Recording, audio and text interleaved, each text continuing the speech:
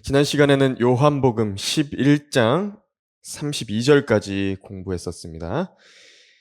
오늘은 33절부터 함께 보실 것인데요. 요한복음 11장 33절부터 보시겠습니다.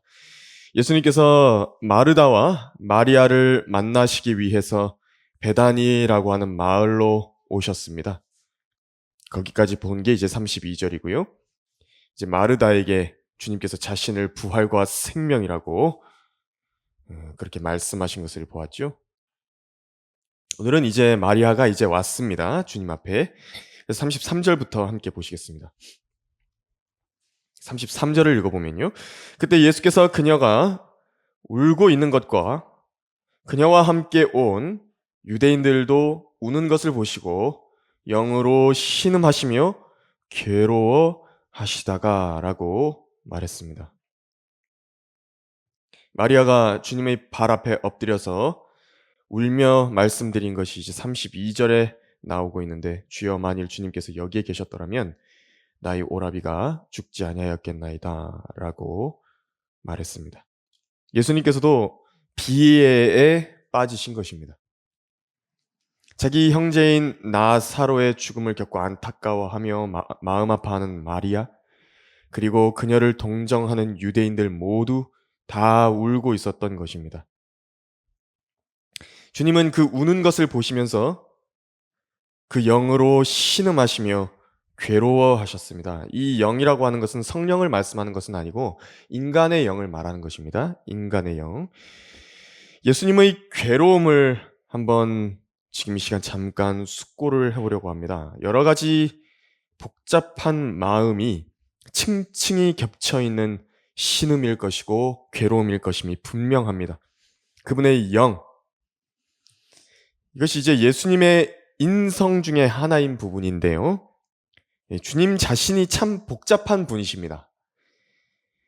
사람의 몸과 혼과 영이라는 그 모습은요, 어디서 그 실체를 하나님께서 본따서 그 모형으로 지으신 것이냐면 하나님의 신격으로부터 모형으로 본따서 인간을 만드신 것입니다.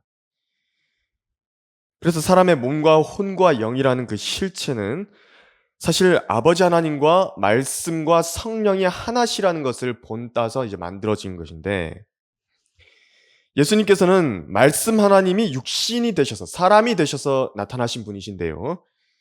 또 그 말씀은 하나님이셨다 말씀하셨죠. 또 예수님께서는 늘 성령으로 충만해 있으셨고 성령의 인도함을 받으셨습니다. 그것을 가리켜서 성경이 뭐라 말씀하셨냐면 골로새서 2장에서 그러셨죠. 신격의 모든 충만함이 몸의 형태로 거하신다 그러신 것입니다. 그런데 한편으로서는 또 사람으로서 사람이셨기 때문에 육체를 가지고 계셨고 몸을 갖고 계셨죠. 혼도 갖고 계셨고 영도 가지고 계셨던 분이 바로 예수님입니다. 그래서 예수님께서는 그 인간적인 비애를 그 영으로 느끼실 수 있었습니다. 또 사람으로서의 육체는 어땠습니까? 주님의 사람으로서의 육체는 주의 모친 마리아의 돌봄을 받았어야 했고 마리아의 젖을 먹고 자랐어야 했고 피곤했고 시장하셨으며 또 주무셔야 했고 목말랐습니다. 또 주님께서는 그 몸 안에 인간과 교감할 수 있는 인간으로서의 혼도 가지고 계셨습니다. 그래서 그 혼은 자유의지가 있죠. 또 아버지 하나님의 뜻에 순종한다든지 순종하지 않는다든지 이 결정을 내릴 수 있는 혼도 가지고 계셨던 것입니다. 그리고 예수님께서 그 혼을 아버지 하나님 앞에 쏟아놓는 기도를 드리셨던 것입니다. 예수님께서는 이처럼 사람과 같이 이 영으로 이들과 함께 비애를 느끼셨는데, 심지어 십자가에 죽으실 때는 어떻게 했냐니까 하나님께 아버지의 손에 나의 영을 의탁하나이다 말씀하시면서 육체적인 생명이 달려있는 그 호흡을 의탁하셨던 것입니다. 예수님께서는 그래서 하나님이셨고 동시에 인간이셨습니다. 영원부터 영원까지 살아계신 신격 그 자체이시고 지극히 높으신 하나님께서 땅의 흙으로 지음을 받은 우리 같은 비천한 사람들을 어떤 부분을 공감을 하실 수 있을까요? 영원하신 하나님께서 땅의 흙으로 지음을 받은 사람을 어떻게 공감하실 수 있으실까요? 하지만 그 영광의 보좌를 버리셨을 때 예수님께서는 그렇게 하실 수 있게 된 것이었습니다. 그가 무지한 자들과 길에서 벗어난 자들에 대해서도 동정할 수 있는 것은 그도 또한 연약함으로 쌓여 있었음이라. 히브리서 5장 2절에서 이는 우리의 대제사장은 우리의 연약함을 동정할 수 없는 분이 아니요 모든 점에서 우리와 마찬가지로 시험을 받으셨지만 죄는 없으신 분이기 때문이라 말씀하신 것입니다. 참 감사한 것은 주님 같은 분이 창조주이신 것이 감사한 것입니다. 주님 같으신 분이요. 자기 피조물들을 이렇게나 사랑할 수 있는 신이 누가 있을까요? 얼마나 사랑하셨으면 그 절대적인 영광을 버리고 인간적인 슬픔과 연약함, 고통과 괴로움을 함께 끌어안으시고 신음하시려고 이 땅에 내려오셨을 것입니까? 그 어떤 신이 이렇게 합니까? 예수님께서 창조주신 것은 정말 다행입니다. 그리고 예수님께서 우리를 위해서 이 지상에서 자기 의지로 하나님 아버지께 계속 순종하신 겁니다. 한 번도 죄를 안 지으셨습니다. 우리 때문에. 34절, 35절을 한번 읽어보겠습니다.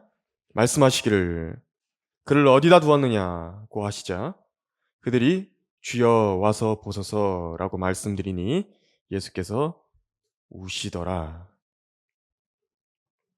이게 이제 영어 킹제임 성경에서는 가장 짧은 구절이죠. 헬라어 성경이랑 한글 킹제임 성경에서는 제일 짧은 구절이 항상 기뻐하라 이겁니다. 근데 영어에서는 이게 이제 제일 짧은 구절입니다. 35절이. 참고로 알고 계십시오. 주님은 그분 자신이 나사로를 살리실 것이라는 점을 알고 계셨습니다. 그러면서도 이제 울고 있는 사람들에게 너희는 왜 이렇게 믿음이 없냐? 내가 다시 살릴 것인데 그렇게 핀잔을 주지 않으셨고요. 사람의 그 인간적인 슬픔의 감정이라고 하는 것, 슬픔의 마음이라고 하는 것 자체를요, 부정하지는 않으신 것입니다. 우리도 신실한 성도들의 장례를 치를 때가 있죠. 그때 마음이 어떻습니까? 마냥 기쁘기만 합니까? 아무렇지도 않습니까? 슬픕니다.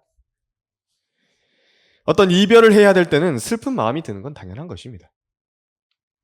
바울 같은 경우도 어땠냐니까 항구에서 이제 성도들과 이별을 하는데 다시는 그를 보지 못하리라. 그 말 때문에 얼마나 성도들이 함께 슬퍼하고 가슴 아파했습니까? 그들이 뭐 믿음이 없었나요? 당연히 하늘에 올라가서 만나죠. 그걸 모르나요? 근데 아는데도 불구하고 슬퍼하고 서로 가슴 아파한 것입니다. 분리해서 볼 문제입니다. 이것은 너무 깊은 슬픔에 빠져가지고 주님을 위해서 아무 일도 못할 정도로 낙심해버린 그런 것을 이제 경계하는 것이죠. 기뻐하는 사람들과 함께 기뻐하고 즐거워하는 사람들과 함께 즐거워하고 슬퍼하는 사람들과 함께 슬퍼하는 것은 당연한 도리고 이치입니다. 주님도 지금 믿음이 없으셔가지고 우신 게 아니죠. 오늘에야말로 워낙 이기적인 시대고 자기밖에 모르는 자기만 사랑하는 시대다 보니까 이제 믿음을 빙자하는 사람들도 있습니다. 그래서 아예 동정 자체를 닫아버리는 사람들도 있지만 그건 믿음이 아니라요. 마지막 날들의 특징, 그 디모데후서 3장에서 말씀하신 무정하다 이렇게 말씀하시는 겁니다. 예수님께서 우신 이유는 이들의 비에 참여하심, 그리고 또 하나님으로서의 슬픔, 이 두 가지가 다 겹쳐 있는 것입니다. 이 점은 아무도 하거나 재어볼 수 없는 깊고 깊은 우주처럼 죄로 인한 고통과 질병 가운데서 무덤으로 들어가야만 되고 썩어버려야만 되고 흙이 되어버려야만 하는 그 인간에 대한 슬픔을 보여주고 있는 것입니다. 나사로를 통해서 병들어 죽어가는 4,000년의 인간의 모습을 모형적으로 볼 수 있습니다. 하나님께서는 하나님의 형상인 사람이 죽을 수밖에 없는 원인이 뭐냐? 그것을 죄라고 하는 그 문제라고 말씀하신 것이고 그것에 대해서 비통해 하신 것입니다. 그래서 예수님께서는 이렇게 슬퍼하시면서 우시면서 다시 한번 상기하셨을 것입니다. 이 문제를 근본적으로 해결하려고 내가 왔다. 그분이십니다, 주님께서는. 죄의 문제를 해결하려고 오신 겁니다. 그래서 다른 종교들과 창조주 하나님을 섬기는 바로 우리 주 예수 그리스도를 섬기는 신앙은요 근본적으로 다릅니다.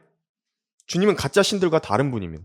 마리아라든지 부처라든지 알라라든지 각종의 혼합 종교들이 있는데 그 신들도 그들의 신도들이 스스로 이야기하기를 그들도 사랑이 있고 그들도 자비가 있다고 이야기합니다. 하지만 그들의 자비, 언젠가 말씀드렸지만 그것은 오만한 자비입니다. 그들은 창조주가 아니거든요. 예수님께서 자기가 만든 피조물들에게 애착을 갖고서 보이신 사랑, 곧 마치 아버지가 자기 자식들을 사랑하는 마음으로부터 나오는 자비, 그것과는 전혀 거리가 먼 것입니다. 36절에 38절을 읽어보면요. 그때 유대인들이 말하기를 주님이 그를 얼마나 사랑하셨는지 보라고 하더라. 그러나 그들 중 몇 사람이 말하기를 소경의 눈을 뜨게 한 이 사람이 그 사람은 죽지 않게 할 수 없었더냐고 하니 그러므로 예수께서 다시 속으로 신음하시며 무덤에 오시니라.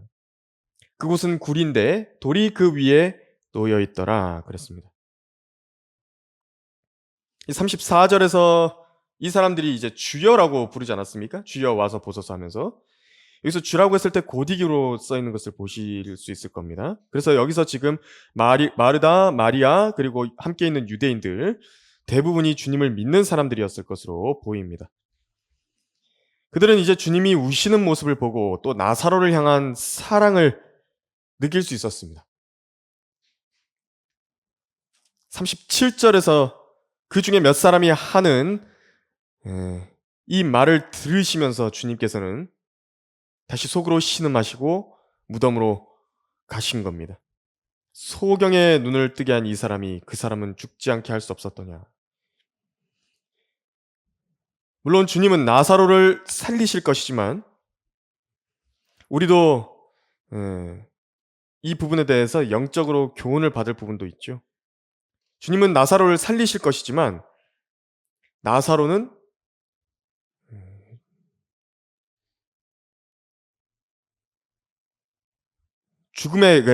인류가 죽음을 맞이했던 것에 대한 이런 모형이라고 이제 말씀드렸던 것과 같이 해서 봤을 때요. 우리도 주님을 믿는 사람들 아니겠습니까? 근데 부활과 휴거의 때가 오는 그때까지는요. 성도들도 이런 비애와 슬픔과 죽음을 맛보게 되는 것입니다. 주님이 왜 이 문제를 우리 눈앞에서 당장 해결해 주지 않으셨을까요? 이 죄의 문제가 그처럼 지독하고 끔찍한 것인데 이 죄의 문제는 근본적으로 하나님의 공의와 함께 묶여 있는 것입니다. 하나님의 공의 때문에 이 죄를 심판하셔야 되고 죄를 심판해야 되니까 사망이 온 것이라고요. 근본적으로 하나님의 공의의 문제가 있는 것이거든요. 그것이 지금 죄의 문제와 충돌하는 것입니다. 그래서 우리 역시도 이 몸 안에서 신음하면서 고통받고 있는 것입니다. 그래서 우리도 가끔 주님께 하소연할 때가 있는 것입니다. 아, 주님, 왜 우리에게 이런 슬픔을 허락하셨습니까? 우리가 왜 이렇게 죽음을 통과해야 하고 또 보고 싶은 성도들과 이별을 하는 것이 그렇게 허락이 되는 것입니까? 그러나 여러분, 여러분만 신음하고 있는 것이 아닙니다. 우리만 신음하고 있는 것이 아니라고요. 여러분의 주께서도 함께 그 신음을 하고 계신다는 것을 아시길 바랍니다. 주님께서 능력이 없는 게 아닙니다. 공의 문제 때문에 그런 겁니다. 공의 문제 때문에요.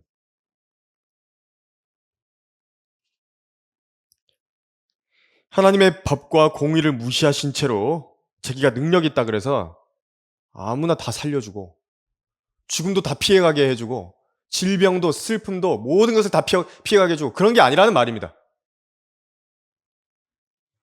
주님 자신이 누구보다도 더 잘 알고 계십니다.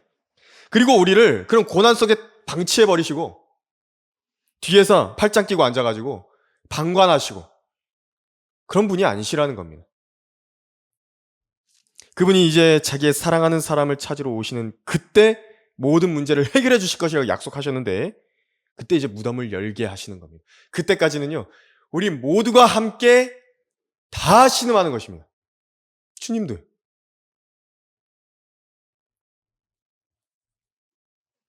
그리고 그런 성도들의 사랑 안에서 때로 주님의 마음이요, 하늘에서부터 성도들을 통해 가지고 사람들 안에 탁 투영이 되는 것입니다.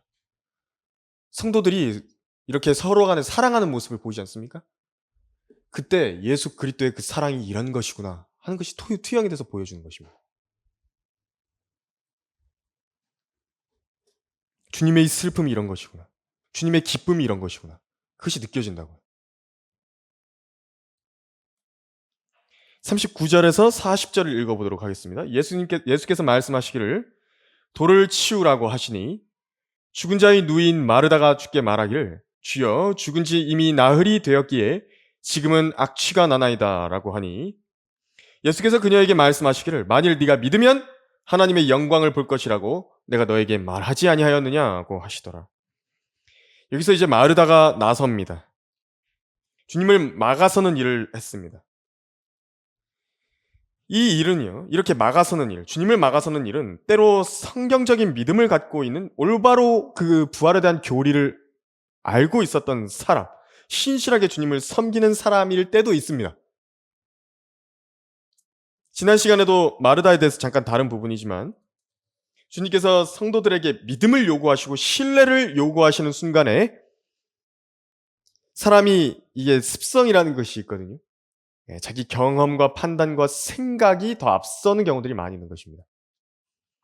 그래서 주님께 되려 묻는 거죠. 주님 그게 되겠습니까? 그리고 하나님의 영광을 드러낼 일을 스스로 가리고 막아설 수 있는 것입니다. 만약에 여기서 마르다가 막아섰던 그 주님을 자기가 지금 상주 아니겠습니까? 무덤 못 연다고 여시면 안 된다고 그 끝까지 그렇게 했으면 영광을 못 보는 겁니다. 나사로는 못 살아나는 겁니다. 주님이 아무리 회당장 야이로의 딸 또 나인성 과부의 아들을 살리셨을지라도 그들은 죽은 지 얼마 안 된 이들이 아니었습니까? 나사로는 지금 나흘이나 무덤에 있었습니다. 지금 악취가 납니다. 지금 그 말입니다. 그도 다시 살리실 수 있을 것인가? 지금 의심이 들었던 겁니다. 근데 예수님께서는 이제 이 일로 하나님의 영광을 드러내시는 겁니다. 히브리서 1장 3절에서는 이렇게 써 있습니다. 그는 하나님의 영광의 광채시며 그분의 인격의 정확한 형상이시고 그의 능력의 말씀으로 만물을 붙들고 계시며 친히 우리의 죄들을 정결케 하시고 높은 곳에 계신 위엄 있는 분의 오른편에 앉으셨으니 예수님께서는 하나님의 영광의 광채시라는데 이게 무슨 말이냐면요. 예수님께서 영광을 받으시고 높임을 받으시지 않습니까? 그러면 그것 자체가 하나님을 높이고 하나님께서 영광을 받으시는 일이라는 겁니다.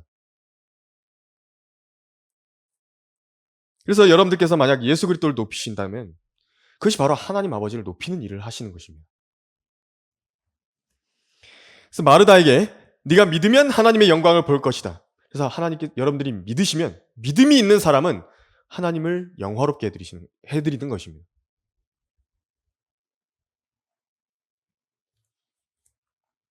또 이 네가 믿으면 하나님의 영광을 볼 것이다. 이 40절에서 주님께서 말씀하신 것은 두 가지 정도 추측이 됩니다. 주님이 나사로가 죽은 그 당일에 보낸 사람을 통해서 이 일이 죽음에 이르는 것이 아니라 이 하나님의 아들의 영광을 위한 일이다. 그것을 알려주셨을 때를 말하는 가능성이 있고요. 두 번째로는 지금 무덤으로 오는 길에 마르다에게 이 말씀을 하셨을 수도 있습니다. 두 가지 가능성이 있습니다. 그래서 이 믿음을 통해서 하나님께서는 영광을 나타내시고 영화롭게 되시는 것입니다. 41절, 42절을 보시면 사람들이 죽은 자가 놓여있는 곳에서 돌을 치우니 예수께서 눈을 들어 말씀하시기를 아버지시여 내 말을 들으신 것을 감사하나이다. 아버지께서 항상 내게 들으시는 줄 내가 알았나이다. 이제 내가 말한 것은 여기 둘러서 있는 무리 때문이니 그들로 아버지께서 나를 보내신 것을 믿게 하려 함이니이다 라고 하시더라. 주님이 지금 간구의 기도를 하진 않으셨습니다. 주님이 드리신 것은 감사의 기도였습니다. 간구는 이미 다 해 놓으신 겁니다. 이미 여기 오시기 전부터 계속 간구하셨다고요. 이미 주님께서는 기도하시면서 하나님의 뜻이 무엇인지, 이 나사로의 죽음을 통해서 무엇을 하시려고 하시는 것인지를 알고 계셨습니다. 그리고 돌이 치워진 그때에 이미 기도는 응답이 되었고 주님은 공개적으로 자신의 영광을 드러내시는 것이 지금 아버지 하나님의 의도였다는 걸 아셨기 때문에 드러나게 이 기도를 하셨습니다. 감사 기도를 드리신 겁니다. 다음 구절을 보면요. 43절, 44절을 보시면 이 말씀을 하시고 큰 음성으로 외치시기를 나사로야 나오너라 고 하시니 죽었던 자가 손발이 수위로 동여지고 얼굴이 수건으로 가려진 채 나오더라.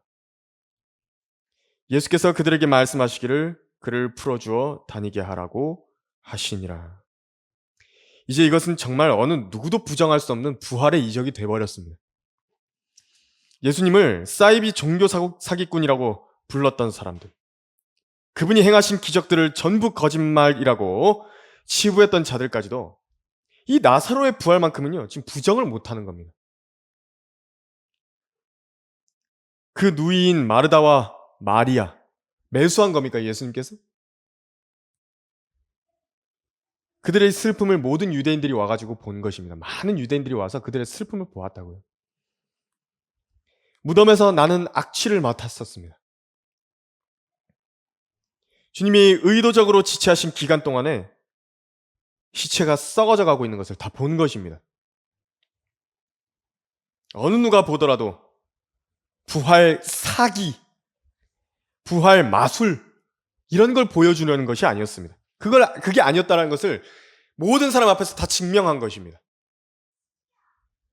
어떻게 나사로가 3일 밤낮을 아무것도 안 먹고 거기에 숨어 있다가 나온 건가요? 그리고 또 수위로 동여져 있었죠. 자기 스스로 못 풀 만큼 단단하게 조여져 있었던 것입니다. 그 사람들이 다 봤습니다.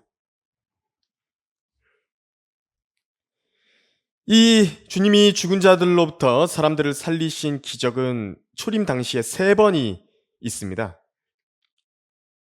아까도 잠시 말씀드린 것처럼 누가복음 8장에 나오는 야이로의 딸과 누가복음 7장에 나오는 과부의 아들, 그리고 지금 이제 베다니의 나사로인데요. 이 셋은 영적 부활과 관련해서 적용해 볼 교훈이 있습니다. 이것은 M.R. 디한이라는 박사에 의해서 밝혀진 조명인데, 예수님을 구세주로 믿게 되면 그 사람의 영은 즉시로 예수님과 함께 다시 살아나게 됩니다. 부활을 하게 되는 것이거든요. 그런데 이제 야이로의 딸의 사례를 잠깐 한번 읽어드리면 12살쯤 된 여자아이였습니다.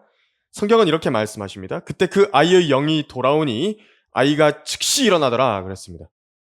그래서 주께서 아이에게 먹을 것을 주라 하고 명하시니 누가복음 8장 55절에서 그리고 나인성 과부의 아들이 살아났을 때는 그 죽은 사람이 앉아서 말하기 시작하더라 그랬습니다. 예수님께서 살리셨을 때. 그런데 나사로는 지금 어떠냐면 예수님께서 부르셔야 되고요. 무덤으로 어찌어찌 해가지고 나왔는데 사람들이 손발을 풀어줘야 됐습니다. 수의로 꽁꽁 묶여 있어서 제대로 활동도 못했고요. 이 점을 보고서 우리가 우리의 영적인 부활에 대해서도 적용을 해볼 수 있습니다. 죄 가운데서 머물렀던 시간이 많은 사람들이 있죠. 나이가 어렸던 사람들, 부활시키셨을 때에 나이가 어렸던 사람들이나 이 무덤 안에 있는 시간이 적었던 사람들 같은 경우는요, 빨리 일어나더라고요. 빨리 일어나서 움직일 수 있었다고요. 그래서 오래 죄 가운데서 머물렀던 사람들은 예수님을 믿고 회심할 때에 영적으로 스스로 움직여서 주님의 영광을 위해 무슨 일을 하기까지 좀 차이가 날 수 있다는 것을 우리가 알 수 있는 것입니다. 죄에 얼마나 더럽혀졌냐, 그 사람이. 어린 나이 혹은 조금 더 순수할 때에 구원받은 사람은 야이로의 딸과 같이 예수님을 믿어서 영적으로 탁 부활을 하게 되면요, 즉시 움직일 수 있다고요. 주님을 위해서. 하지만 나인성 과부의 아들처럼 이제 좀 나이가 먹었죠. 일어나긴 일어났는데 앉아 있습니다. 그보다 더 나이가 많이 먹어서 죄에 머무른 시기가 오래오래 됐다라고 한다면 이제 나사로처럼 누군가의 도움이 옆에서 필요할 수도 있는 것입니다. 심지어 수위로 동여졌던 몸이 어떻죠? 몸과요. 수위 그 자체에서 아직 시체 썩은 냄새는 배어 있을 것입니다. 수위, 거기서 악취가 풍겨지겠죠? 유다서에서 이렇게 써 있습니다. 어떤 자들을 동정하되 차이를 두어하며 다른 자들은 불 속에서 끌어내어 두려움으로 구원하되 육신으로 더럽혀진 그 옷조차도 증오하라. 유다서 1장 22절에서 23절까지입니다. 죽은 행실, 또 옛사람의 행실, 이전 행실들이 바로 그 죽은 사람에게 입혀져 있는 수의와 같은 것들입니다. 그래서 그걸 벗어내고 그리고 또 몸에 배어 있는 그 냄새들을 제거하는 것, 세상 냄새를 제거하고 내가 육신적으로 살던 그 냄새들을 제거하고 이전 행실들을 제거하고 하는 것은요, 시간이 오래 걸릴 수 있습니다. 그 다음은 45절에서 48절을 읽어보겠습니다. 그때 마리아에게 왔다가 예수께서 하신 일들을 본 많은 유대인이 주를 믿었으나 그중 몇 사람은 바리새인들에게 가서 예수께서 행하신 일들을 말하더라. 이에 선임 제사장들과 바리새인들이 공회를 소집하고 말하기를 이 사람이 많은 기적을 행하니 우리가 어찌하랴. 만일 우리가 그를 이대로 두면 모든 사람이 그를 믿을 것이요 그러면 로마인들이 와서 우리의 처소와 민족을 다 빼앗아 가리라고 하더라. 죽은 사람까지도 지금 썩은 송장을 살리시는 분이라고 한다면 그분을 도대체 하나님이 아니라고 그거 어떻게 부정을 합니까? 사람이라는 존재는 참 아이러니합니다. 그 기적들을 보고 회개해가지고 돌이키기는커녕 어떻게 이 예수님을 막을 수 있을 것인가 의논하는 것입니다. 이게 현실이고 이것이 사람입니다. 그러면서 소집된 제사장들과 바리새인들이 공회에서 도대체 뭘 어떻게 걱정하는지 나옵니다. 거기서 그랬죠. 예수님을 믿게 되면 로마인들이 와서 우리의 처소와 민족을 다 뺏어갈 것이다. 우리의 처소. 영어로는 our place라고 하는 것인데요. 우리나라 말로는 이제 처소가 되겠지만 이게 이제 그 영어권에서는요. 지위로도 읽어집니다. 지위로도 읽힐 수 있는 것입니다. 그러니까 자기들이 갖고 있는 지위를 로마인들이 뺏어갈 것이다. 즉 그 이야기를 한 것과 같은 겁니다. 처소는 물론이고요. 이 자들은 지금 자기 안위 걱정하는 겁니다. 예수님을 믿으면 사람들이 예수님을 믿으면 내 안위가 위협받는다. 즉 그 얘기하는 겁니다. 하나님이건 뭐건.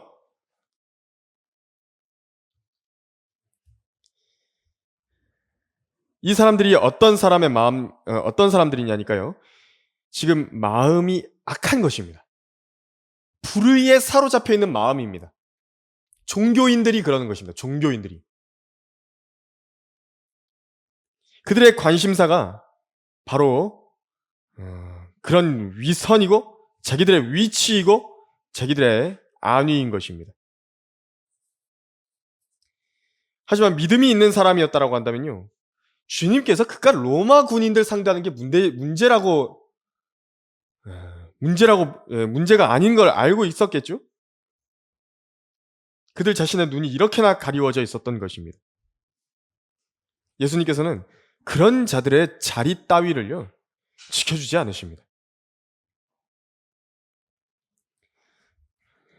예, 오늘은 이제 여기까지 이제 요한복음 공부하시고 다음 시간에 이제 더 이어서 공부하도록 하겠습니다.